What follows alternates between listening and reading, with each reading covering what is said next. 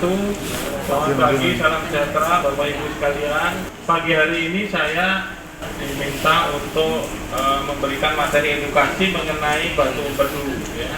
Ini suatu penyakit yang cukup banyak ditangani di Rumah Sakit Farmasi. Ya, mudah-mudahan nanti bisa menjadi pengetahuan kita bersama dan juga teman-teman sekalian, Bapak Ibu sekalian bisa sharing juga nanti di lingkungan masing-masing. Jadi batu empedu itu adalah batu yang kita jumpai di kantong empedu maupun di saluran empedu. Jadi kalau Bapak lihat di sini ya, ini adalah kantong empedu dan ini adalah saluran empedu. Nah, batu di kantong empedu ini bisa nyangkut ya di pangkal dari kantong empedu dan bisa juga tumpah ke saluran empedu menyebabkan sumbatan. Jadi kalau Bapak Ibu menemui rekan atau saudara yang kuning itu salah satu penyebab dari kuning itu adanya batu di saluran empedu. Ya. Sebetulnya secara klasik itu disebut penyebabnya adalah 4 faktor risiko. Wanita, gemuk, di atas 40, banyak anak. Ya, sebetulnya ini kaitannya dengan hormon estrogen. Tetapi belakangan laki-laki kurus juga bisa mengalami batu empedu karena perubahan pola makan kita. Ya. Nah, kantong empedu sendiri fungsinya bukan menghasilkan cairan empedu. Ya. Jadi cairan empedu yang ada di tubuh kita, diperlukan oleh tubuh kita itu dihasilkan oleh hati. Nah, dari hati dia masuk ke kantong empedu. Jadi kantong empedu itu kalau di rumah itu kayak toren air. Siapa yang ada toren air di rumahnya? Rata-rata ada kan? Nah, toren air itu menampung air dari pam atau dari tanah. Dan kita akan menggunakan air di toren itu kalau kita perlu. Nah, kalau seumpama air di torennya itu cukup, ya, kita ada tamu banyak, nggak masalah, bisa ikut mandi di rumah. Tapi kalau misalnya nggak punya toren, ya, air dari pam nyatanya udah habis, tamunya banyak, ada yang nggak mandi. Nah, yang nggak mandi inilah yang kemudian menimbulkan masalah, yaitu kadang-kadang mencret, sakit perut, dan seterusnya. Jadi tidak punya kantong empedu itu tidak apa-apa, tapi tidak punya cairan empedu itu akan bermasalah. Selain dari 4 faktor itu tadi, ada beberapa hal yang juga bisa mencetuskan terjadinya batu. Yang pertama adalah diet tinggi lemak, tinggi kolesterol, dan rendah serat.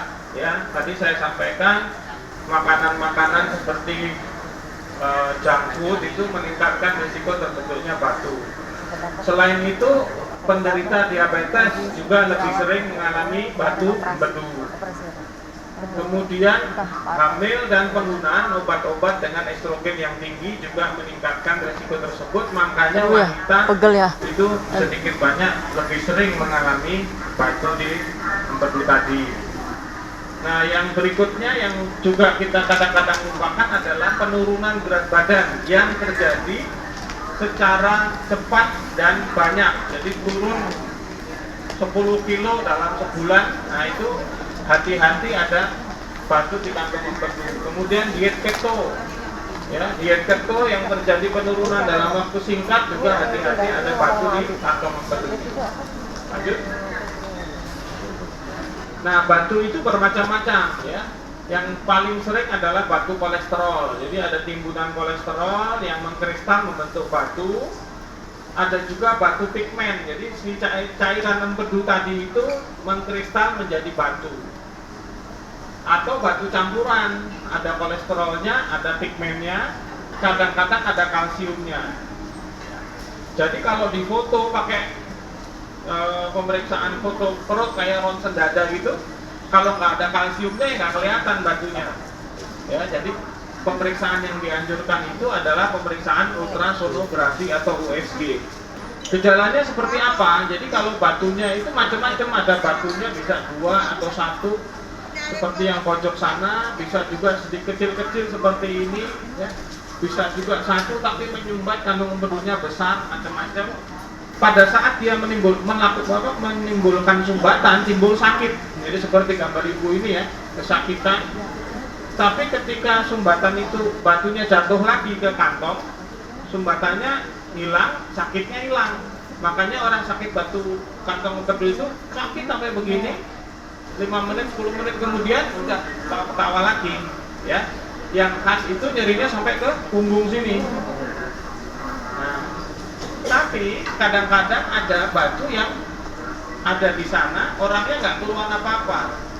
Ketemunya waktu periksa berobat untuk penyakit yang lain, atau misalnya harus medical check up, mau melamar kerja atau yang lainnya. Waktu di USG ternyata ada batunya, itu nggak ada keluhan dan tidak perlu dilakukan apa-apa. Tapi harus diperhatikan, tidak semua batu itu keluhannya seperti yang saya cerita tadi. Nggak semua kesakitan gini sampai ke belakang. Kadang-kadang ada juga yang seperti orang sakit mah. Jadi dia bilang, oh saya dari lama berobat ke dokter, dibilang sakit mah. Udah sekian tahun baru di USG ada batunya. Jadi bukannya batunya itu dari lama enggak, tapi keluhan mahnya itu bertambah berat setelah ada batu. Jadi setelah dioperasi, harapannya keluhan mahnya berkurang. Nah, ini adalah gambar USG dari batu di kantong empedu. Jadi ini kantong empedunya, ini batunya. Ada sinar dari sana, sinar ultrasonografi. Batunya kelihatan bersinar nih, putih-putih. Iya, tapi di sisi sininya nggak kelihatan karena sinarnya nggak tembus. Jadi kalau Bapak Ibu nanti lihat USG, lihat gambar ini ada putih-putih, ada hitam di bawahnya, ini pasti batu kantong empedu. Lanjut, bisa satu, bisa banyak. Ya kalau begini batunya banyak nih, 1, 2, 3, 4, ada 50 kali ini. Hitamnya banyak, tapi selalu putih-putih, bawahnya hitam. Ya. Dan lebih bagus lagi kelihatan kalau lagi puasa. Jadi dianjurkan periksa batu kantong empedu USG itu puasa 6-10 jam supaya yang kecil-kecil pun terlihat. Lanjut. Nah, kalau nggak dioperasi ya, bisa timbul infeksi seperti ini. Jadi ini kantong empedu yang normalnya warna hijau, yang ini infeksinya. Kalau pecah dia bisa bikin ada nanah, baik di dekat empedu maupun di dekat hati, ini nanah semua. Nah, kondisi ini adalah kondisi yang merupakan komplikasi. Jadi kalau ada batu, sebetulnya salah satu kenapa harus dioperasi untuk menghindari ini semua. Ya, lanjut. Selain infeksi di kantongnya juga bisa menyebabkan sumbatan. Tadi saya bilang kalau batunya tumpah, numpuk semua di saluran, terjadilah kuning. Kalau kuning, hatinya rusak. Kalau hatinya rusak, gangguan produksi protein terganggu, gangguan perdarahan, dan segala macam permasalahan yang sebetulnya nggak ada hubungannya sama batu kantong empedu, tapi bisa mengancam nyawa. Nah, kuning tadi kelihatannya kalau dilihat mata kita ada yang putih, putihnya itu jadi berwarna kuning, atau kelihatan di tinjanya, di fesesnya warnanya kayak ini, pucat, harusnya kan coklat atau kuning ya, warnanya pucat seperti ini, sehingga juga kita lihat di kencingnya, buang air kecilnya, warna air seninya seperti teh botol. Tadi saya sampaikan ya bahwa bisa menyebabkan radang di kantongnya, bisa juga menyebabkan sumbatan. Yang lebih parah lagi adalah kalau nyumbatnya di saluran pankreas. Ya, pankreas itu dibuat oleh Yang Maha Kuasa, ada di belakang di tubuh kita, tapi di belakang, dan umumnya tidak ketemu dengan macam-macam, tidak bikin macam-macam. Tapi kalau sekali dia penyakit, ada radang di situ, sudah masalahnya kemana-mana, lebih berat. Jadi sekali lagi, operasi itu dilakukan antara lain untuk mencegah komplikasi yang mungkin terjadi. Lanjut. Nah, Operasinya itu adalah membuang batu dan kantongnya. Jadi bukan hanya batunya saja. Karena apa? Karena akibat batu itu sudah terjadi gangguan fungsi dari kantong empedu. Jadi kalau nggak dibuang, kita mempertahankan sesuatu yang sakit. Beda sama batu ginjal. Kalau batu ginjal, batunya aja dikeluarkan, ginjalnya nggak dibuang, kecuali ginjalnya ikut sakit. Ya. Nah, operasi itu bisa dilakukan dengan melakukan sayatan di perut seperti ini, lebar. Ya. Atau seperti yang banyak kita kerjakan di Fatmawati dengan menggunakan bantuan alas namanya laparoskopi. Yang dikerjakan sama persis, hanya kalau laparoskopi itu yang masuk ke dalam tubuh kita adalah alat-alat, bukan tangan dokternya. Coba bayangin aja tangan saya jempol semua begini, ya masuk ke perut ibu bapak kan susah juga kerjanya ya. Jadi dengan ini alatnya kecil, saya kerja tangannya di luar untuk mengangkat batu dan kantongnya. Lanjut. Nah, ini yang paling penting sering ditanya. Bagaimana hidup tanpa kantong empedu? Ya. Tanpa kantong empedu itu seperti saya bilang tadi, yang nggak ada itu toren airnya. Asal kita bayar pump, asal kita punya saluran ke tanah, ya airnya ada. Ya selama hatinya berfungsi baik, cairan empedunya tetap akan keluar. Tapi syaratnya konsumsi makanan berlemak dan santan itu harus dikurangi. Jadi itu Bapak Ibu sekalian, slide terakhir kayaknya udah ada. Ya. Jadi itu Bapak Ibu sekalian, mudah-mudahan ada informasi yang bisa. Iya Pak, silakan. Itu apakah ada perbedaan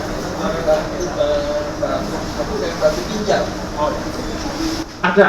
Jadi batu empedu itu adanya di kantong empedu atau saluran empedu. Kalau batu ginjal adanya di ginjal dan saluran kemih. Jadi salurannya berbeda walaupun dua-duanya ada di perut.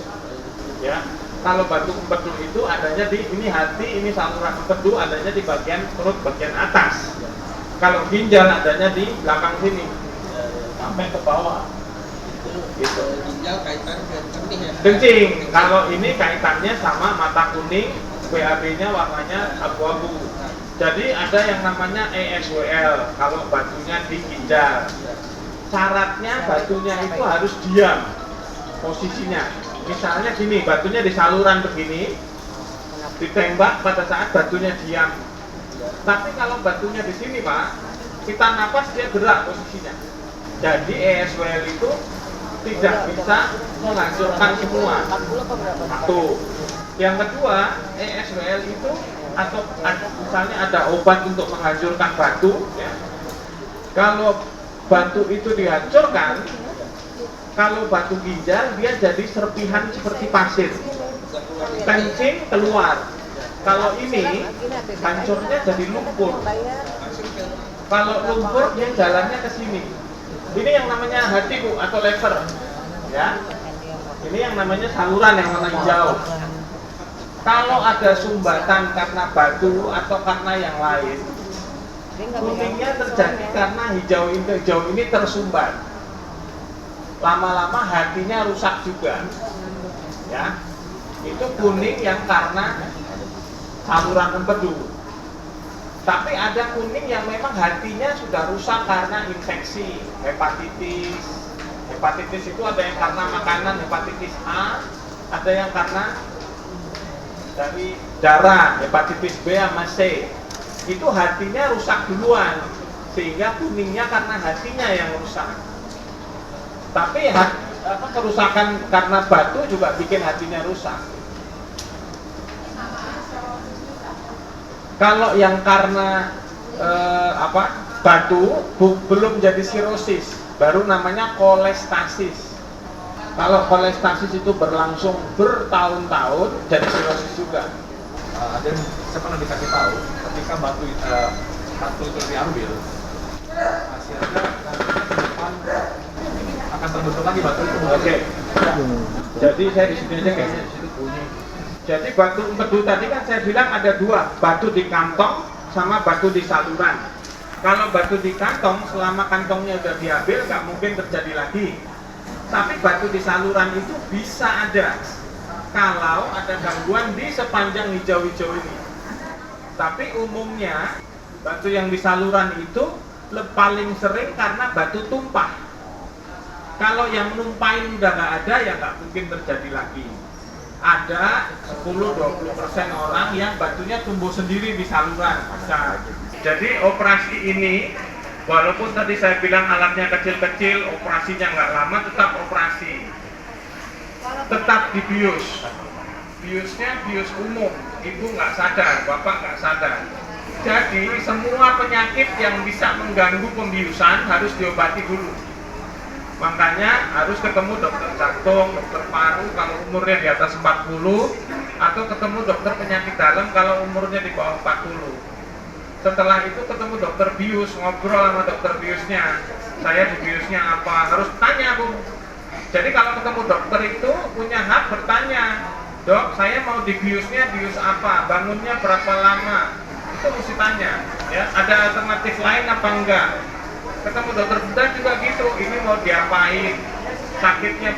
Saya nggak mungkin bisa menjelaskan semua untuk tiap orang. Kebisanya waktu ketemu. Nah itu tanya apa yang mau dikerjakan, komplikasinya apa. Umumnya saya akan menjelaskan kalau memang nggak bisa dioperasi, nggak bisa dioperasi. Kalau bisa dioperasi ya kita operasi.